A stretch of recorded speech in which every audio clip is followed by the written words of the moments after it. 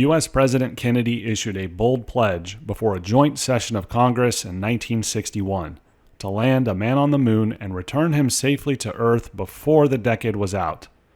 The engineering challenges were staggering, but what almost no one knew at the time was that just a year earlier, in 1960, a brilliant young mathematician named Rudolf Kalman published a paper on a revolutionary new state estimation technique. The algorithm once discovered would not only enable the guidance and control of the Saturn V rocket, the command module, and the lunar lander, but it would become one of the most important and widely used algorithms of the 20th century, the discrete Kalman filter. But an algorithm powerful enough for a moonshot wasn't built in a day. The discrete Kalman filter exists within a taxonomy of state estimation. In this lesson, we journey through the most prominent methods, starting with a simple static least squares estimator, building to the Luenberger observer, and finally the Kalman filter, both in its continuous and mission-critical discrete forms. What is a state estimator? Simply put, it's a mathematical method to estimate more about a process than we presently know. And the word mathematical is key. It separates these methods from the intuitive state estimation we perform every day. Suppose we see a car driving through our neighborhood too fast. That judgment of too fast comes from an implicit model of the world we carry in our mind. This allows us to estimate a potential range of speeds. In contrast, we seek formal mathematical estimation methods. We would like to create state estimators for engineered systems, with these estimators built on explicit information we have about the process. To start, let's consider the estimation of a static process that does not vary with time.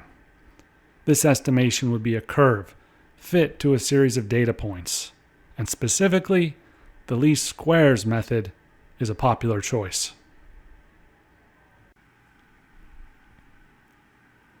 Consider an unknown static process, y equals f of x. Suppose we measure this process for various x, where x could be spatial, temporal, or some other independent variable to get a set of n measurements. Then based on that measurement data, we would like to approximate the unknown function with a new formula, so that in the future, we could estimate the output for some given x not in the original dataset. To start, we get a dataset for the unknown process. The measurements are not exact truth. That is, they're not on the green line because of sensor error or other uncertainties. We desire a function approximation with the data, and we use a linear combination of coefficients, a, multiplied with basis functions, z. This could be a simple linear approximation, a multilinear approximation, a set of polynomial basis functions up to order m, or one of many other types of basis functions, such as local quadratics, cubic basic splines, or data-derived basis functions. Choice of basis aside, the linear approximation is represented with summation, or in vector form as the product z transpose times a. The vector of coefficients, bold A, is unknown. To determine A, first define the estimation error vector, simply as the difference between the data and approximation. The objective is to find the coefficient vector that minimizes the error vector 2 norms squared, which for real valued vectors reduces to the sum of the squares of the errors. Note the approximation capital Z transpose A. Capital Z is the evaluation of each of the basis functions at each xj. The objective is to determine A that provides the minimum least squared error. Take the derivative of the error norm squared with respect to the coefficients a, set the expression equal to 0, and solve for a. A formula for a is obtained as a function of the measured data y and the basis function matrix z. And with the coefficients now determined, the static state estimator is determined. The state estimator receives the independent variable x and approximates the process output y as y hat. Here's an unknown linear process. With 10 measurements of the process subject to Gaussian white noise, we produce the linear estimator. The slope is not correctly captured. Consider now that 20 measurements were taken. We observe a closer match. 40, 80, 160, 320, showing convergence of the static state estimator since the noise source is white noise with a normal distribution. Now, what if the process is not static but dynamic, as in described by a differential equation? In this case, we move into dynamic estimation. For example, the airspeed of a transport aircraft. If we have a model of the aircraft, then this immediately becomes a means of estimating the aircraft state. Let's now explore how an open-loop dynamic model, such as that aircraft model, could be useful for state estimation.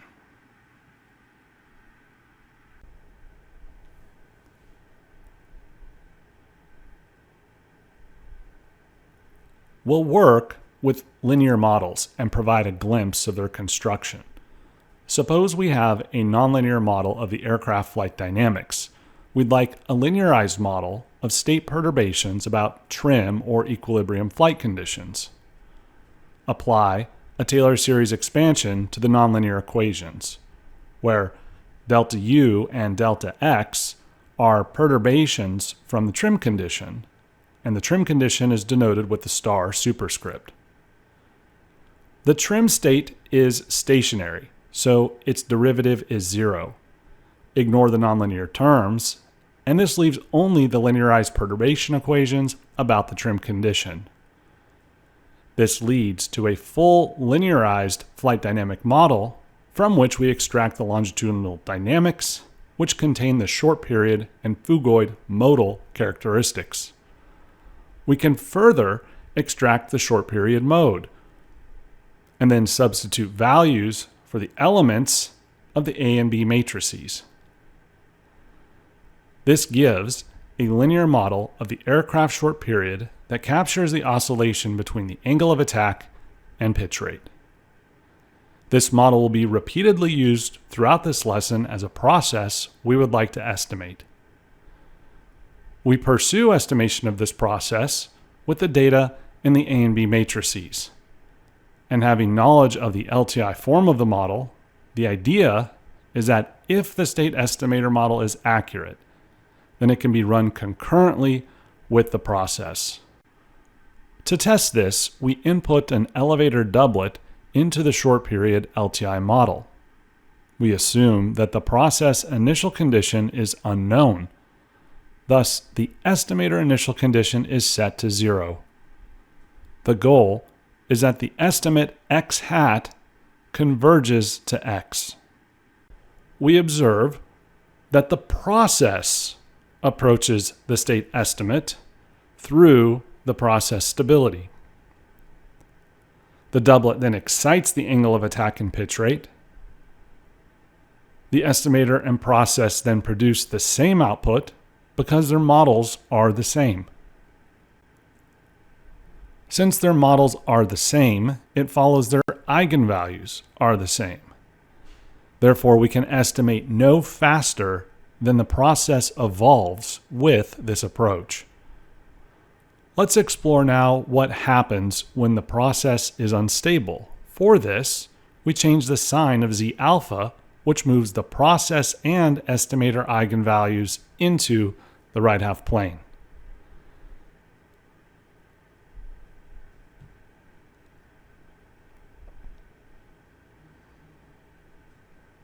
Now, the estimator does not approach the process state. In fact, it may be diverging. To understand why, let's consider the aerodynamics x minus x hat. The aerodynamics are the same as the process. Therefore, if the process is unstable, the aerodynamics are unstable, so that the state estimate will necessarily diverge from the process. Our analysis of this open-loop observer shows that while accurate estimates are possible, the estimator dynamics are exactly the process dynamics, and therefore we have no control over the rate of estimation. If the process is unstable, then the state estimate diverges. We desire control over the rate of state estimation independent of the process dynamics. This is achieved through closed-loop feedback control. One approach is with nonlinear state estimation. It involves the nonlinear process linearized at each time step as part of an extended observer. This method will be covered in another lesson. Here, we focus on closed-loop linear state estimation, starting with the Luenberger observer. We previously had the open-loop observer, where the process was an LTI system and the state estimator had the same form. Now consider we have a set of measurements, y, output from the plant, and we adopt this model in our state estimator. To address the issue of the open-loop observer, we form an error signal with the measurement output and apply proportional control. Here, L is the proportional gain matrix that stands for Luenberger.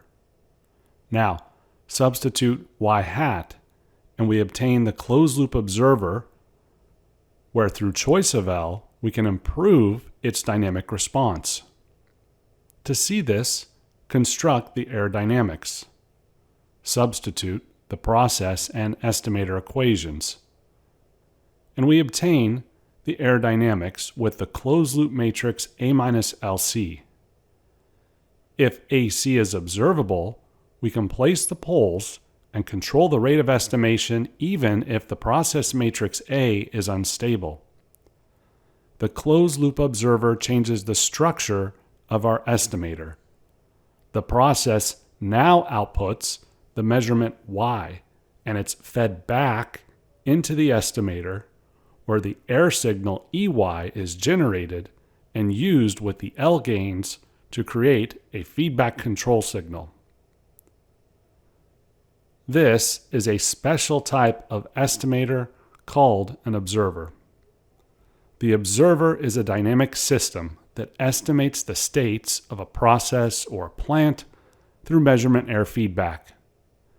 It's attributed to Professor David Luenberger at Stanford University. Here, we apply the Luenberger observer to estimate the aircraft short period dynamics only from a pitch rate measurement.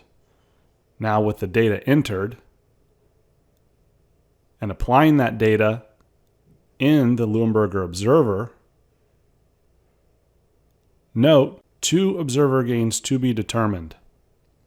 Simply using trial and error, in just a couple minutes, I had something that successfully moved the observer eigenvalues left of the process eigenvalues. This eigenvalue plot illustrates the closed-loop observer is over 2 times as fast as the process. Ideally, we would have time-scale separation, where the rule of thumb is 5 times faster in the real part of the observer, but this will have to do for now. When we simulate the estimation process, the initial condition is 3 degrees deviation from trimmed angle of attack and 2 degrees per second pitch rate.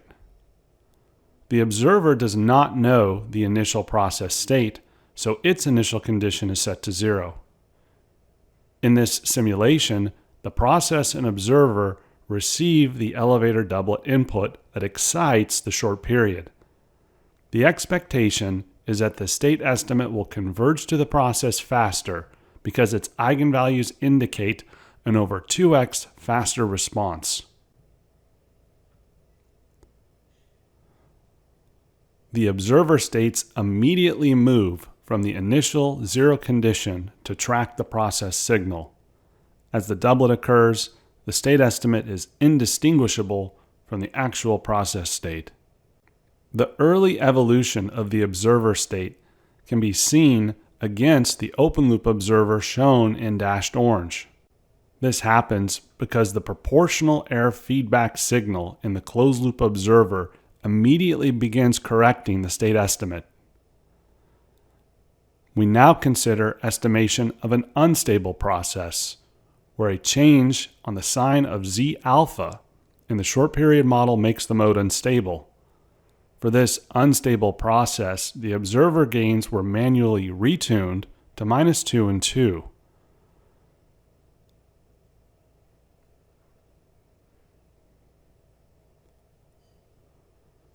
We observe asymptotic tracking of the observer to the process. Inspection of the closed-loop observer eigenvalues shows significant timescale separation, supporting the simulation results. We find the Luenberger observer successfully implements feedback control on measurement error. This enables tuning of the rate of estimation, timescale separation with the process, and rapid asymptotic tracking of the process state, even if the process is unstable. One weakness in our approach was the manual tuning. We desire a more systematic method to observer design through optimal control. Therefore, we advance from the Luenberger observer to an optimal observer tuned with linear quadratic methods.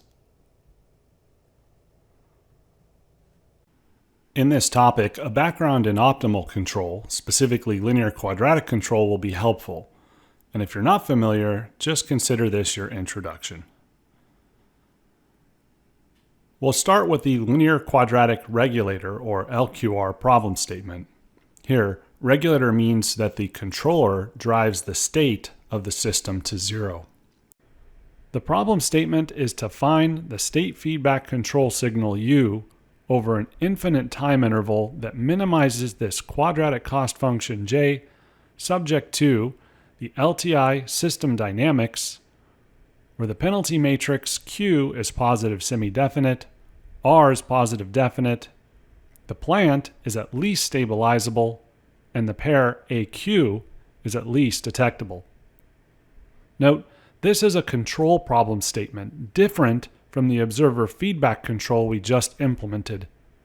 The solution to the LQR control problem statement is a state feedback law, where the gain matrix K is computed from the penalty matrix R, the control input matrix B, and a matrix P, where P is a solution to an algebraic equation, specifically an algebraic Riccati equation. The optimality of this solution leads to guaranteed closed-loop stability, at least 60 degrees of phase margin, and infinite positive gain margin for the design model. We would like to apply this control problem solution to the Luenberger observer. Toward this, we form the aerodynamics between the process and the observer. Now, we present the key to relating the LQR control to the LQ observer. The dual form of the aerodynamics is the system Z dot equals A naught transpose Z. This system can be expanded, where minus L transpose Z is a control input we'll call V. This dual equation is the bridge we seek to the LQ observer. Recall, the LQR problem is to minimize the quadratic cost function subject to the LTI plant. And the optimal state feedback law involves the solution to an algebraic Riccati equation. The linear quadratic observer is to minimize a quadratic cost function related to the dual aerodynamics and the control input V. Direct comparison to the LQR gives that the input V that minimizes the cost function is minus P naught C Z, where P naught C is the Luenberger observer gains L, and P naught is the solution to a dual algebraic Riccati equation. The same tools used to solve the LQR can be applied to solve the LQ observer problem. So we return to the problem of estimating the evolution of the short period dynamics, where our objective is to explore the application of LQ methods to this Luenberger observer design. We define the process as the aircraft linearized short period dynamics as in the previous section. And we have our Luenberger observer with gains L1 and L2 that are to be determined with linear quadratic control. Here's the LQ observer problem statement, where we use the process data and only have pitch rate as a measurement. Hand tuning here involves selecting penalty matrix values, typically only on the diagonal, where larger numbers can be used to emphasize estimate performance of states individually. Turning the crank on the LQ solution, we obtain the L gains that are actually not too far off our manual hand-tuned results in the previous section. However, the resulting eigenvalues are much more preferable. They show greater timescale separation and greater damping being closer to the real axis. Simulation shows faster convergence to the process states. We observe the estimated states are closer to the truth at earlier time. Now suppose we want to improve the rate of angle of attack tracking. We can increase the penalty on the angle of attack error by a factor of 5. Consequently, the L gain that regulates angle of attack more than triples to minus 10.6. The eigenvalues indicate the dynamic response is indeed faster, but also has less damping. Therefore, we would expect more oscillation in the observer response. Simulation shows a pronounced dip in the angle of attack estimate, which reverses rapidly to track the process signal. The dip is greater than the previous case, consistent with the lower damping. Also consistent with the leftward eigenvalue position, the estimated angle of attack meets the process by about 1 second faster. We've just reviewed the linear quadratic continuous Luenberger observer. Now suppose that the process is subject to 2 external noise sources, a process noise denoted W and a measurement noise denoted V. This situation leads to a new type of state estimator called a continuous Kalman filter.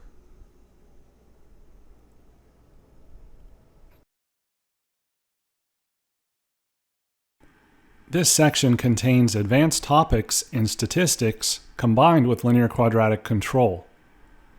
The continuous Kalman filter has the same structure as the Luenberger observer.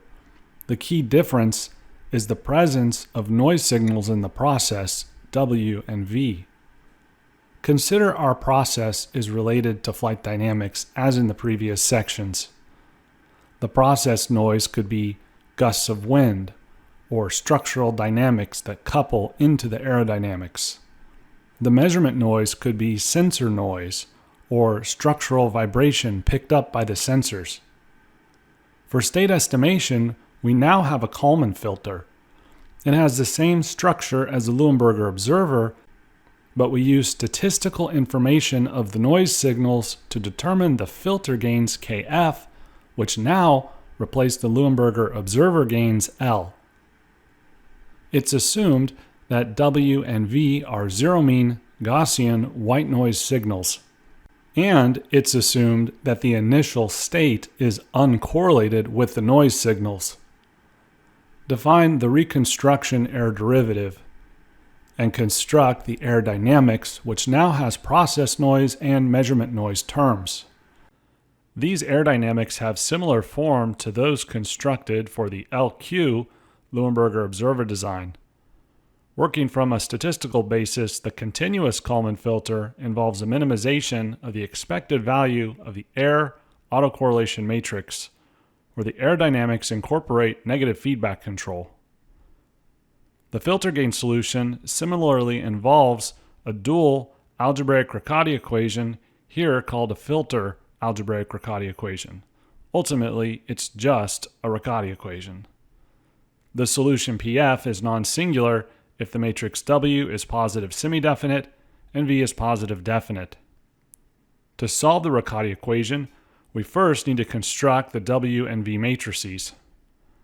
The autocorrelation of the measurement noise is modeled using the noise intensity matrix V multiplied by the Dirac delta function. We do the same for the process noise using its intensity matrix W.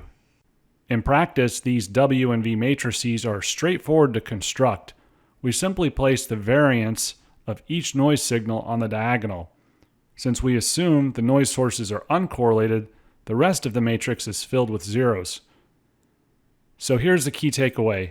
These matrices W and V are the inputs needed for the filter algebraic Riccati equation, allowing us to solve for the optimal filter gains. We will estimate the state of the linearized short period dynamics, delta alpha and delta Q, from the pitch rate measurement delta QM, where M is for measurement, with measurement noise V, which was not in the Luenberger observer. Also note the new presence of the process noise vector W. We assume we measure pitch rate with an inertial measurement unit, for example, like this miniature IMU from Bosch.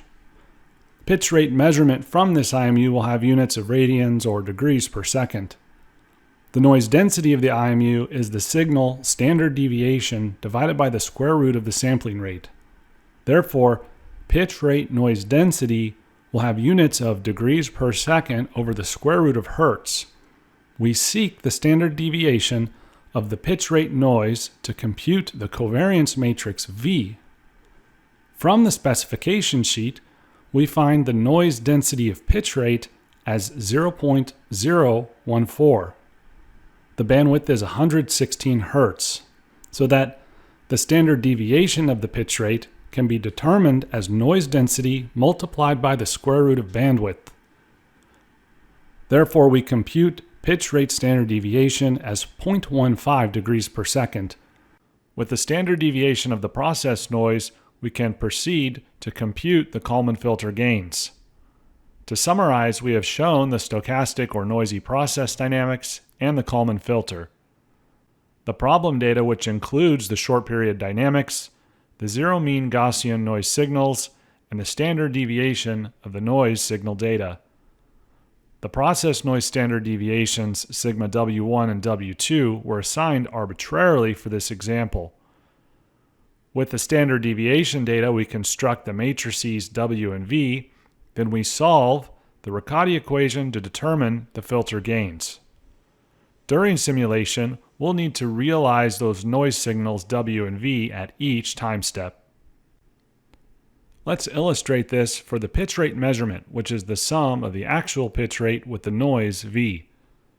The noise sample is realized during continuous integration as the noise standard deviation times a sample from a zero mean Gaussian distribution. Simulation is performed with the Euler-Maruyama method for stochastic differential equations. The Kalman filter state estimate is effective, but suppose we would like better estimation performance. Then we can introduce ad hoc tuning parameters in the noise matrices. Specifically, here we place a tuning parameter rho in the measurement noise matrix and tune it to 0.56. As rho decreases from 1 to 0.56, the filter eigenvalues move leftward along arcs toward the real axis. and then split at the real axis, the pitch rate eigenvalue moving left and the angle of attack moving right. With this single tuning knob row, the highest performing and balanced estimator would occur when the poles just touch the real axis, and our retuned system is near this case. Further decrease in row will improve pitch rate estimation performance, but at the cost of poor angle of attack estimation tracking. The effect of reducing the measurement noise covariance is to trust the sensor more and therefore amplify the filter gain to rely more on the correction of the state equations. Therefore, filter gain on pitch rate increases as row decreases.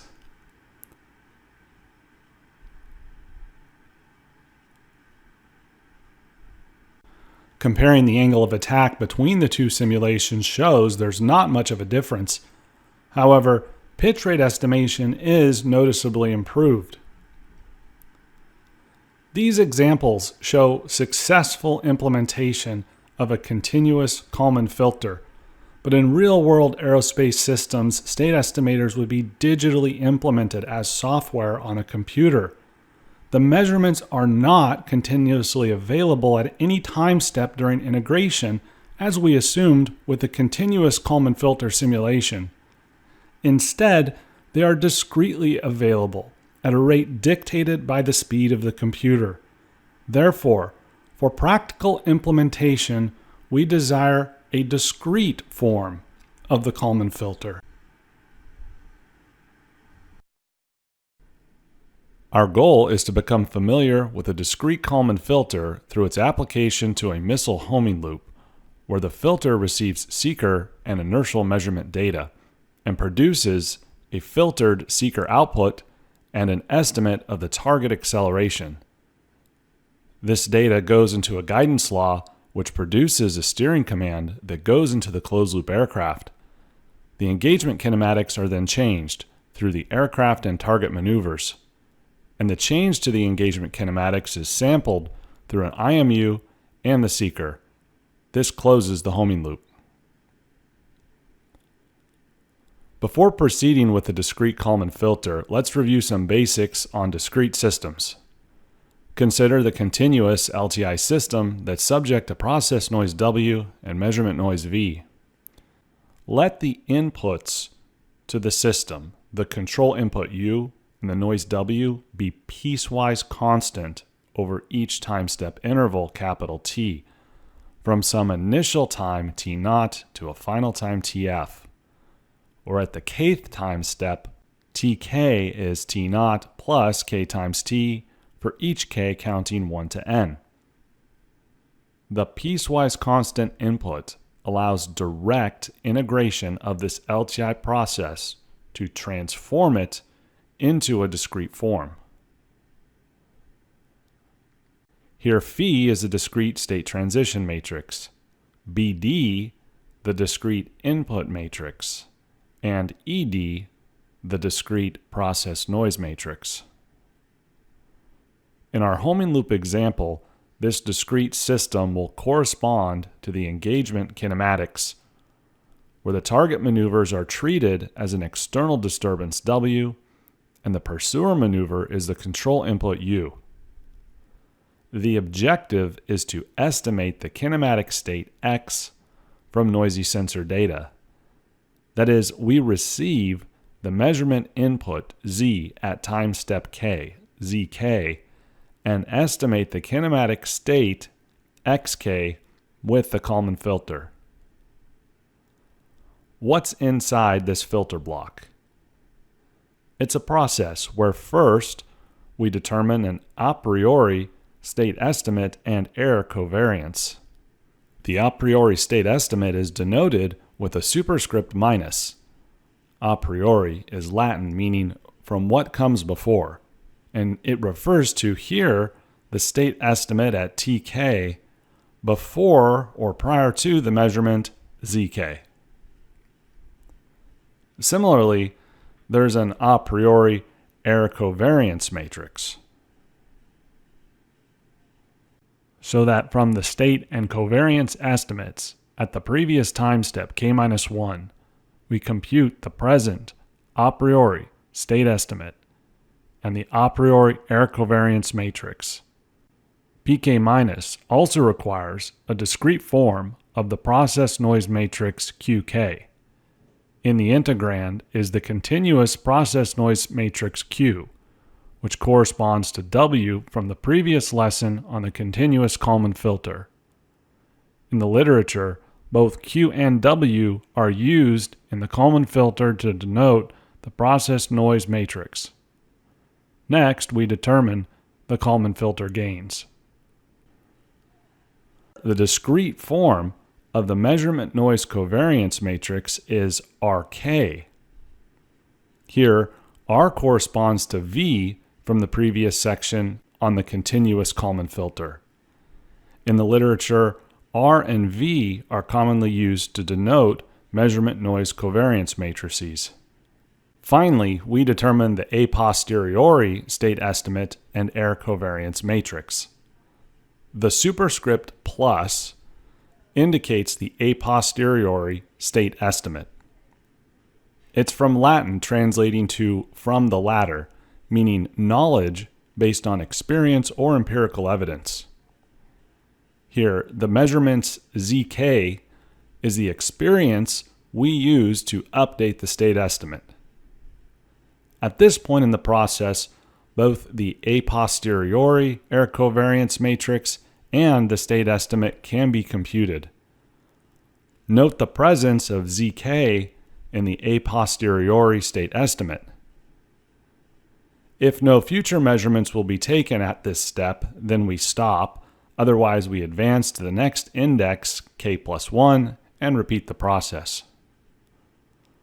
We will apply this process to estimate the kinematic state of an engagement with an accelerating target. This leads to a linear time-invariant system where the state is the relative position, indicated by xr, relative velocity by xr dot, there's relative acceleration, xr double dot, and target acceleration. The target acceleration is modeled as an external disturbance. The output, xr, is assumed to come from a sensor on board the pursuer. It's subject to measurement noise V. Now, suppose we believe the target will pull 5 Gs, and we have noise signals that are characterized with standard deviations as shown. We will use this information to determine the essential components to the discrete Kalman filter process. Specifically, one can determine the analytical form of the discrete state transition matrix, the discrete control input matrix, the discrete process noise covariance matrix, and the discrete measurement noise covariance matrix. With T and target acceleration, we evaluate these discrete arrays. Now, recall the discrete Kalman filter process. We seek to initialize this process and compute the first time step. This requires an initial state estimate and error covariance matrix. We set the initial state estimate to 0 because the state estimator has no knowledge of the initial process state. We also choose the initial error covariance matrix, giving the filter an additional piece of information. It's our confidence in choosing the initial state estimate on the diagonal. Next, we compute the first set of Kalman filter gains, followed by the a posteriori error covariance matrix and the a posteriori state estimate. Then, setting the index k to 2, we repeat the process. Keep in mind, this process happens in the Kalman filter block. The simulation also involves target, kinematic, and sensor models all marched forward together in time. The holistic simulation process is as follows. We define the plant, the discrete Kalman filter, noise properties, and initial data. Then we enter a loop comprised of n desired time steps. First, integrate the kinematics forward to the next time step. And since the process is noisy, we use a stochastic integration method. Next, compute the measurement output. With the measurement data, we are ready for the Kalman filter. First, predict the a priori, state estimate, and error covariance matrices without the information in the measurement. Then, compute the Kalman gains and correct those estimates with the measurement data. A key idea of the discrete Kalman filter is the prediction correction step, going from a priori to a posteriori estimation. The combined simulation of the continuous kinematics and the discrete Kalman filter is called a hybrid system. Simulating this system, we observe reasonable full state estimation simply from the relative position measurement XR with noise. This includes a noisy estimate of the target acceleration that appears to be accurate on average. There's a noticeable variance of the estimate about the true target acceleration. This simulation shows how we can reduce that estimate's variance by artificially increasing the measurement standard deviation, in this case by a factor of 10. This tells the filter the measurement is more uncertain, causing it to decrease the Kalman gains. These smaller gains attenuate measurement noise better that would otherwise pass into the state estimator. The downside is a slower rate of tracking, and overlaying the present target acceleration estimate to the previous, we observe slightly slower convergence with significantly less variance about the truth signal. Now suppose that we design the filter assuming a 5g target acceleration as before, but the target acceleration is actually double at 10 Gs. While we could include this type of uncertainty in the initial error covariance, regardless, the discrete Kalman filter is successful because it operates as a closed-loop system with prediction and correction.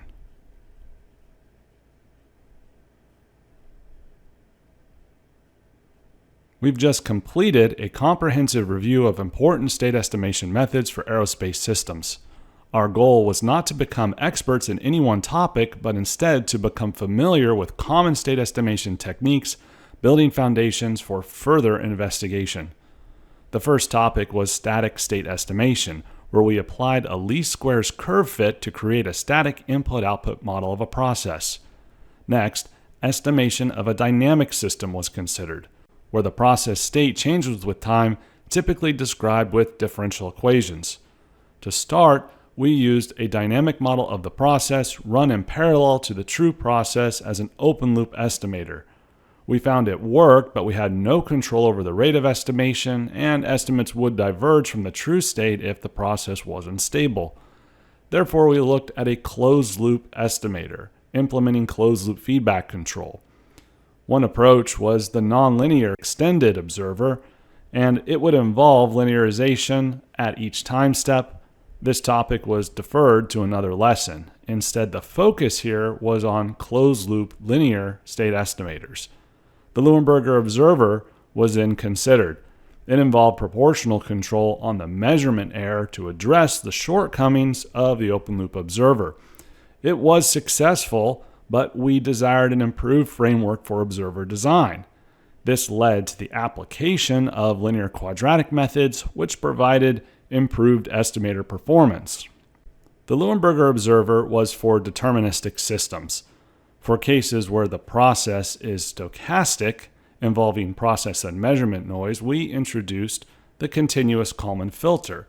This also involved linear quadratic methods for Kalman filter gain determination. The drawback of the continuous approach, while successful, is that modern aerospace systems are digital, and therefore we require a discrete approach to filtering and state estimation. This led to the culminating topic, the discrete Kalman filter. We reviewed the discrete filter algorithm and successfully applied it to the challenge of target state estimation in the missile homing loop.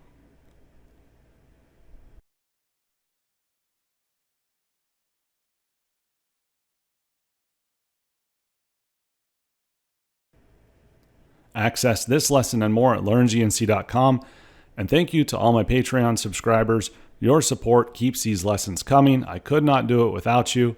If you're interested in supporting the channel, obtaining the codes used to create this lesson and all my previous lessons for that matter, plus special tutorials, lesson previews, and more, then subscribe on Patreon at Learn Guidance and Control. That's all for now. Until next time.